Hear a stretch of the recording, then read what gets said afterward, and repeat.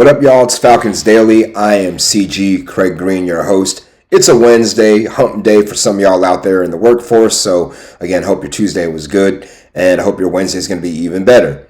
Let's take a look here at some topics on the mind of yours truly. First of which has to do with one Christian Wilkins, formerly of the Las Vegas Raiders, and before that, the Miami Dolphins. Should the Falcons take a chance on Wilkins? Right now, I would say no. I mean, not at all. Think about where we are with Christian Wilkins and what happened with him. So again, coming off his best season in 2023, he did not stay with the Dolphins. Ended up signing with the Raiders in free agency, a 4-year deal worth over $100 million, and so he had 1 year with the Raiders.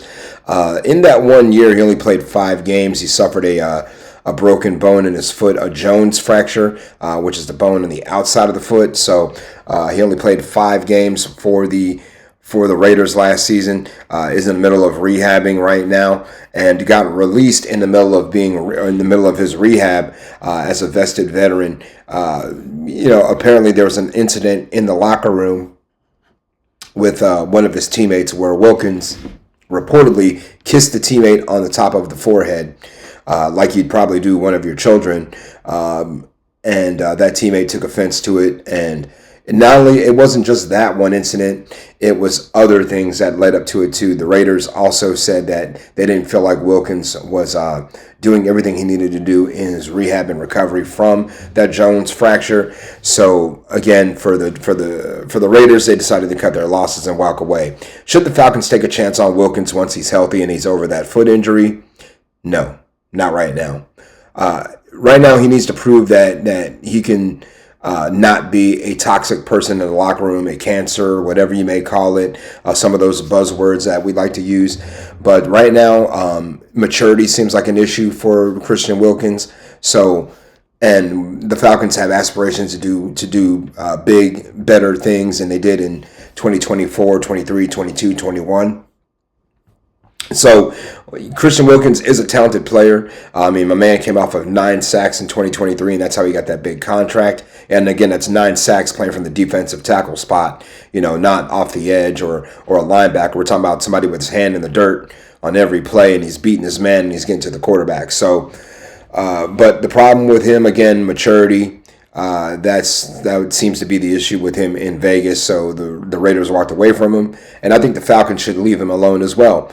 Don't put your eggs in that basket. Don't end up, messing up your culture, your locker room, the camaraderie to bring in a guy who's uber talented but also uber mature at this point in his career. Bijan Robinson made his debut in the NFL, or actually he was in the NFL Top 100 again, and Bijan debuted right there at number 62 on the list, and he got some high praise from Saquon Barkley, that's for certain. Barkley noticed his skill set, and he was actually speaking to the NFL for the Top 100 countdown, and he had some really, really nice superlatives to say about Bijan Robinson. Some of those things he had to say about Bijan were, pretty candid as well. That's what Saquon was. So let's go to that quote here. We'll give that to you, and we'll show you what he had to say. So Barkley on Bijan Robinson said, "There's nobody who's able to cut like Bijan in the NFL. Cutting meaning juking, moving, and beating defenders. There's nobody who's able to cut like Bijan in the NFL. There's not. You can go argue with your mom about that. I'll be honest. Trust me. I love myself, and I think I've got I have great cuts, and there's nobody. The way he's able to, his vision, his agility, and he can catch the ball too. So it's going to get scary for a lot of people as he continues to figure it out." Words from the NFL's AP Offensive Player of the Year, Saquon Barkley. Now, is Bijan's skill set comparable to Saquon? Absolutely.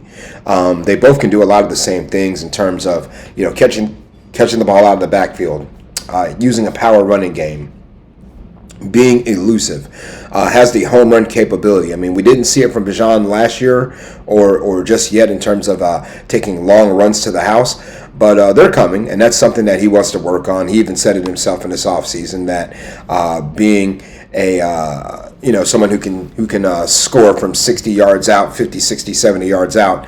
That's the kind of way he wants to elevate his game. So, absolutely, I think Bijan's skill set is very, very comparable to Saquon Barkley. I mean, matter of fact, I'll go one step further and say he's the closest thing you may have in the NFL right now to Saquon Barkley, other than Saquon Barkley. And I'll even go another step further than that, and I'll say, by gosh, he's the best running back in the NFC South. Argue with your mama about that. Next thing on the list, y'all, Darnell Mooney. If you guys remember, first practice, he was injured, trying to dive for a pass from Michael Penix. Raheem Morris talked to the media on Tuesday, and they asked him about when Mooney was going to be back. So that's what we like to know. When is Darnell Mooney going to be back? I mean, the answer's kind of tricky. I mean, Raheem said a few weeks, a couple weeks. Those are the words he said, a couple weeks, a few weeks. What does that look like? A couple could be 2, a few could be 3, a couple weeks could be 5 weeks, a few weeks could be 8 weeks. We just don't know. But again, the number one hope is that Darnell Mooney is ready for almost a training camp. Good Lord. I hope that he's ready for week 1 and can be ready to contribute against Tampa Bay because, he does need the reps here in the summer, but we're talking about a player who was 8 yards shy of 1,000 yards and didn't play the last game of the season due to injury. So not a lot of worries about Darnell Mooney. I mean, in his absence, Kadero Hodge has been taking some first-team reps. Right now, DJ Shark is with the second team getting acclimated to things, so he's having Kirk Cousins throw to him. Kadero Hodge is stepping up as the wide receiver 2 right now, so that's naturally going to bring everybody else up. Kadero Hodge, Ray McLeod, all those guys have moved up a spot right now. So we'll see on Mooney, and hopefully he'll be back sooner than later. And again, hate to see him get hurt this early, but again, one good thing about it is that we know it's not season ending. We just know that it's sore, and they're managing it, and they don't have to tell us exactly what it is because it's not a game week. Thanks again for everybody for chiming in as y'all usually do. Didn't have a whole lot of comments on yesterday's show, all to the good, but make sure you guys get in there and let me know what's on your mind. Talk to us and let us know what you would like to discuss here on Falcons Daily. If there's anything in training camp that concerns you, that excites you, something that you don't know that you would like to know, whatever it is, bring it up in the comments. Rise up and sound off. Thanks again, y'all, for checking in, and please give us a subscribe here on Falcons Daily on YouTube. Also, make sure you give FanArchCo a follow up here in the top left corner, FANARCHCO, and you can give me a follow as well, Craig G Sports, CRAIG, the letter G, and the word sports, and appreciate all y'all in advance for that. We'll see you back here on Thursday for the next Falcons open practice. Wednesday was an off day for them, but they'll be back on Thursday the 31st. Ready to practice and get it all in again. So until then, y'all have a great rest of your week or your day, that is. Sayonara and buenos noches.